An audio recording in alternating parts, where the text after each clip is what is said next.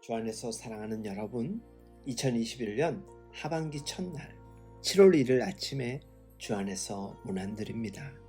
예수님의 메시지에 있어서 가장 핵심적인 주제 중 하나는 하나님 나라였습니다. 예수님이 공생애를 시작하시면서 가장 먼저 선포하셨던 메시지도 하나님의 나라가 가까웠다라는 말씀이었습니다. 예수님께서 이 땅에 오신 이유에 대해서도 하나님의 나라 복음을 전하기 위함이라고 말씀하셨지요. 예수님의 많은 비유들 중에는 하나님의 나라에 대한 비유가 많습니다. 그래서 예수님의 말씀을 들은 사람들은 자연스럽게 하나님의 나라에 대해 관심을 갖게 되었습니다. 바리새인들도 예수님께서 말씀하시는 하나님의 나라에 대해 관심을 표현합니다. 주 안에서 사랑하는 여러분들은 하나님 나라 백성이십니다. 하나님 나라가 어떤 곳이고 우리는 그 백성으로 어떤 존재인지 잘 알고 계시는지요? 바리새인이 예수님께 하는 질문은 하나님의 나라가 어느 때에 임하나이까 라는 것이었습니다. 아마 바리새인들은 하나님의 나라에 대해 이야기하기를 다윗 왕의 통치 아래 이스라엘이 강력하고 평안했던 것을 생각하며 그와 같은 이스라엘 왕국을 염두에 두었던 것 같습니다. 로마의 통치에서 벗어나 부유하고 평안하고 강력한 이스라엘을 생각했을 것입니다. 메시아는 아마 그러한 나라를 회복하는 이어야 한다고 생각했던 것 같습니다. 그래서 그들은 하나님의 나라가 어떤 나라인지에 대해서는 묻지 않고 그때가 언제인지를 물은 것이지요. 물론 하나님의 나라가 언제 임하는가 하는 것도 중요한 문제이겠지만 더욱 중요한 것은 하나님의 나라가 어떤 나라인가 하는 것 아니겠습니까?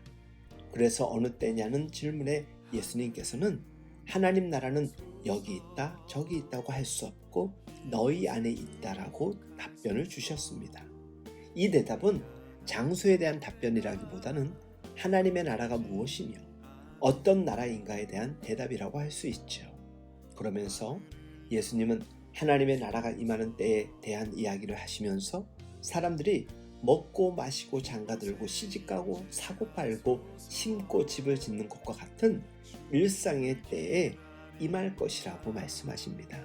마치 한 자리에 누워있는 두 사람 중 한 사람은 하나님 나라의 데려감을 얻고 두 사람이 맷돌을 갈고 있다가 한 사람만 데려감을 받듯이 일상의 삶을 살아가는 중에 하나님의 나라가 임할 것이라고 말씀하셨습니다. 다시 말하면 하나님의 나라를 맞이하는 준비는 일상의 삶 속에서 하나님을 온전히 믿고 예수 그리스도를 온전히 따르는 것으로 이루어지는 것임을 말씀하고 있는 것이지요. 하나님의 나라는 예수 그리스도의 대속의 죽음을 통해서 구체적으로 실현됨을 알려주셨습니다.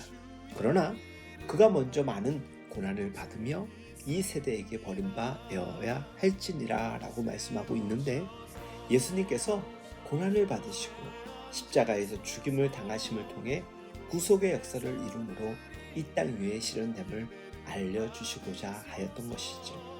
예수 그리스도가 없이는 하나님 나라를 경험할 수가 없습니다. 주 안에서 사랑하는 여러분, 하나님의 나라는 우리 그리스도인 안에서 이미 시작되었습니다. 하나님의 다스림을 받으며 일상을 온전히 살아갈 때 하나님의 나라를 이 땅에서 이미 살아가고 있는 것이지요. 이렇게 하나님의 나라를 이 땅에서 살아가는 자들은 예기치 않은 때에 하나님의 날이 이르면 온전히 하나님의 나라에 들어가게 될 것입니다. 주 안에서 사랑하는 여러분, 오늘 주어진 하루의 삶이 하나님의 나라를 살아가는 복된 삶이길 소망하며 기쁨으로 우리에게 맡겨진 모든 일들을 잘 감당할 수 있길 예수님의 이름으로 축복합니다. 꼭 기억하십시오.